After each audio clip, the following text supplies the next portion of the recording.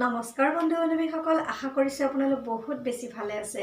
Jyotika mix ৱেটিৰ মই জ্যোতিকাই আপোনালোক সকলোকে স্বাগতম জনাইছোঁ আৰু লৈ আহিছোঁ এটি সুন্দৰ ভিডিঅ'। ফ্ৰেণ্ডছ, আপোনালোকে আগতে মোৰ বিভিন্ন ধৰণৰ জুৱেলাৰী ভিডিঅ' দেখিছে, হেণ্ডমেড জুৱেলাৰী, যিসমূহ মই আগতে ভিডিঅ' দুবাৰ দিছোঁ। আজি আপোনালোকৰ ওচৰলৈ এই হেণ্ডমেড জুৱেলাৰীবিলাক অতি সহজতে কি ধৰণে বনাব পাৰি তাৰ তিনিটা কৌশল লৈ আহিছোঁ। আৰু কেনেধৰণে আমি এয়াৰৰিংছ হওক বা লকেটেই হওক বা চেনেই হওক কি ধৰণে আমি বনাব পাৰোঁ, সৰু সৰু কৌশল কিছুমান লৈ আহিছোঁ। তেনেহ'লে ফ্ৰেণ্ডছ, আহকচোন ভিডিঅ'টোৰ মাজলৈ যাওঁ।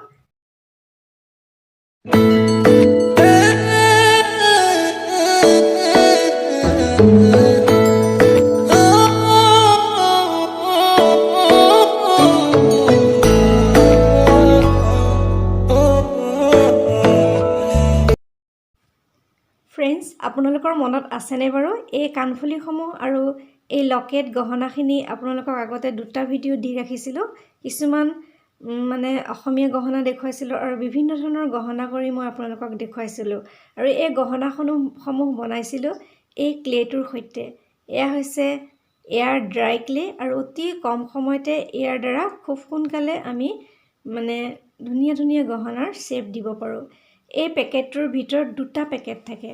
ইয়াতে চাওকচোন ফ্ৰেণ্ডছ, দুটা পেকেট আছে আৰু ইয়াতে যিটো নীলা আখৰ লিখা আছে সেইটো হৈছে হাৰ্ডনাৰ আৰু এইটো হৈছে ৰেজিন। আৰু এই দুটা পেকেটৰ গোটেইখিনি যদি আমি একেলগে উলিয়াই লওঁ তেনেহ'লে খুব কম সময়তে এইবোৰ শুকাই যায় আৰু এইটো বতাহতে শুকায়। আৰু এয়া চাওক, এইটো হাৰ্ডনাৰ হয় আৰু এইটো হৈছে ৰেজিন। এই দুইটা মিলাই পেলাই আমি সম পৰিমাণে ল'ব লাগিব। ইয়াৰ যদি এটাৰ কম বেছ হয় তেনেহ'লে আমাৰ কামটো ভাল নহ'ব। আমি এতিয়া এই পেকেটটো কেঁচিখনৰ সৈতে কাটি দেখিলে ভিতৰত দুটা ওলালে আৰু এই দুইটা সমানে আমি উলিয়াই ল'ম। এয়া কেঁচি দি কাটি ল'লোঁ। আমাক যিমানকণ প্ৰয়োজন আমি সিমানকণ উলিয়াই ল'ম, নহ'লে শুকাই একেবাৰে টান শিলৰ দৰে হৈ যাব। ফ্ৰেণ্ডছ, দুইটা উলিয়াই লোৱাৰ পিছত যদি আমাৰ হাতত লাগি ধৰে, আমি যেতিয়া মুঠিম আটাৰ দৰে, তেতিয়া লাগি নধৰিবৰ কাৰণে আমি অকণমান পাউডাৰ দি ল'ম। যিকোনো পাউডাৰ আপোনালোকে দিব পাৰে আৰু আমাৰ তেতিয়া মুঠিবলৈ সহজ হ'ব পাউডাৰ অকণ দি ল'লে। আৰু এয়া চাওক, আমি ইমান ধুনীয়াকৈ আটা মঠাৰ দৰে ভালদৰে মিলাই ল'ব লাগিব যাতে খুব নিমজ হয়। যিমানে আমি ভালদৰে মুঠিম সিমানে দুয়োটা সমানে মিলি যাব আৰু ধুনীয়াকৈ মিলি পেলাই কোমল হৈ যাব আৰু যিকোনো ধৰণৰ শ্বেপ আমি ইয়াতে দিব পাৰোঁ। এই পেকেটটোৰ এই ক্লেৰ পৰা মই বিভিন্ন ধৰণৰ আপোনালোকক কাম কৰি আগতে দেখুৱাইছোঁ। এতিয়া চাওক, মই প্ৰথম কৌশলটো দিছোঁ। মই আগৰ ভিডিঅ'ত দেখুৱাইছোঁ যে এই ক্লেটোৰ পৰা প্ৰথমতে আমি ৰেডি কৰি লৈছোঁ, পিছত ৰং দিছোঁ। আজি মই আপোনালোকক দেখুৱাইছোঁ যদি আমি ক্লেটো ৰেডি কৰি তাৰপিছত অকণ অকণ যিকোনো ৰং আমি মিলাই লওঁ, তেতিয়াহ'লে এয়া চাওক, আমি পিছত ৰং দিছিলোঁ। আগৰ ভিডিঅ'ত মই দেখুৱাইছিলোঁ এই ধৰণৰ লকেট কৰা বা কাণফুলি কৰা এনেকুৱা দেখুৱাইছোঁ। কিন্তু যদি আমি আগতীয়াকৈ যদি ৰং অলপ দি লওঁ তেতিয়াহ'লে আমাৰ ৰংটো দিওঁতে আৰু উজ্জ্বল হ'ব আৰু সহজ হৈ উঠিব। এই আগৰ ভিডিঅ'ত দেখুৱাইছিলোঁ। সেয়া ৰেডি কৰি আমি কেনেকৈ টেবলেটৰ বাঁহত ভৰাই পেলাই এনেকৈ কাণফুলি বনাইছিলোঁ। নিশ্চয় আপোনালোকৰ মনত আছে, নহয়নে? এইটো এটা কৌশল আৰু এটা কৌশল দিলোঁ সেই ৰং মিলোৱাটো। এইটো এটা 2 নম্বৰ কৌশল আৰু ঠিক সেইদৰে আৰু এটা ট্ৰিক দিম। আপোনালোকে ভিডিঅ'টো স্ক্ৰিপ্ট নকৰাকৈ চাই থাকক আৰু অতি সহজতে আপোনালোকে ধুনীয়া ধুনীয়া গহনা কৰিব পাৰে।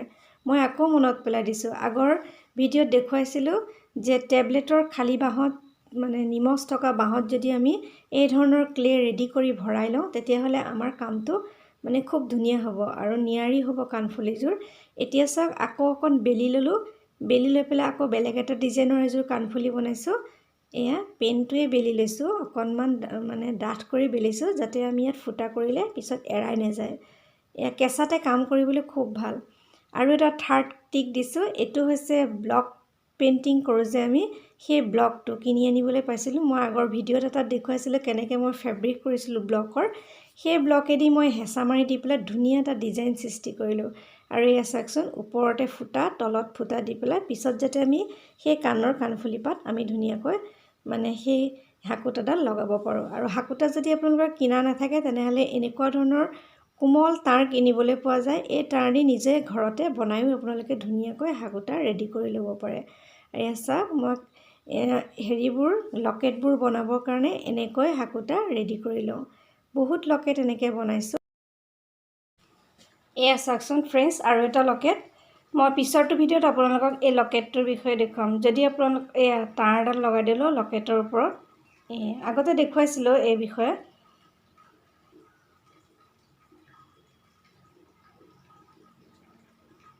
ইয়াতে সৰু সাফৰ এটা দি ফুটা এটা কৰি দিলোঁ নতুন লুক এটা দিলোঁ আকৌ ফ্ৰেণ্ডছ এই কাণফুলিযোৰ চাওকচোন এইযোৰ টেবলেটৰ বাকলিত বনোৱা সেইকাৰণে ইমান নিমজ আৰু ধুনীয়া হৈছে ঠিক সেইদৰে সেই কাণফুলি লকেটটোৰ মাজৰ অংশটি এপাত কাণফুলি বনালোঁ নেক্সট পাত বনাবলৈ একেটা জোখৰে আকৌ ল'লোঁ আকৌ এটা বেলেগ লকেট বনালোঁ চাওকচোন এই ধৰণে বেলেগ বেলেগ ধুনীয়া ধুনীয়া কাম কৰি ইয়াতে ব্লক পেইণ্টিঙৰ ব্লকৰ মানে অকণমান ডিজাইন এটা দি দিলোঁ বেলেগ বেলেগ ডিজাইনো দিব পাৰি পিছৰটো ভিডিঅ'ত আপোনালোকে দেখা পাব এতিয়া এইকেইটাত অকণমান সজাই দিম ভিডিঅ'টো চাই থাকক এতিয়া ফ্ৰেণ্ডছ আঠাৰ সহায়ত অলপ অলপ চমকি লগাই দিম আগতে দেখুৱাইছে এয়া ফেব্ৰিকলৰ আঠা ল'লেও হ'ব বা ড্ৰেণ্ডাইট আঠা ল'লেও হ'ব ইয়াতে এয়া চমকি লগাই এটা নতুন লুক দিবলৈ ট্ৰাই কৰিলোঁ